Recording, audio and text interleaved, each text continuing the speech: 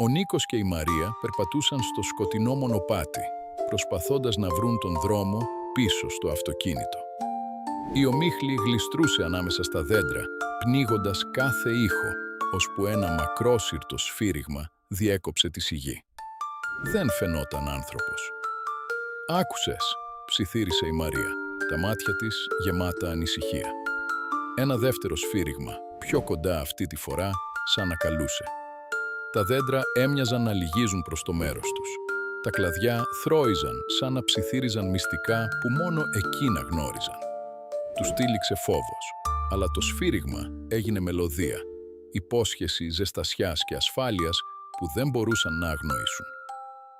Παρά τη λογική τους, τα πόδια τους κινήθηκαν μόνα τους προς τον ήχο. Η ομίχλη πάχωνε. Τα δέντρα έμοιαζαν να ανοίγουν διάδρομο, σαν να τους οδηγούσαν κάπου. Ξαφνικά, η Μαρία ένιωσε κάτι κρύο να της αγγίζει τον ώμο. Γύρισε και είδε τα κλαδιά να τυλίγονται γύρω της, τα φύλλα να ψιθυρίζουν το όνομά της με έναν παγερό τόνο. Ο Νίκος προσπάθησε να φωνάξει, αλλά το σφύριγμα έπνιξε τη φωνή του, γέμισε τα αυτιά του σαν παγίδα. Το τελευταίο που άκουσαν ήταν το σφύριγμα, τώρα μέσα στα ίδια τα αυτιά τους, καθώς τα δέντρα έκλειναν ξανά, χορτασμένα από την παρουσία τους, αφήνοντας πίσω μόνο σιωπή και σκοτάδι.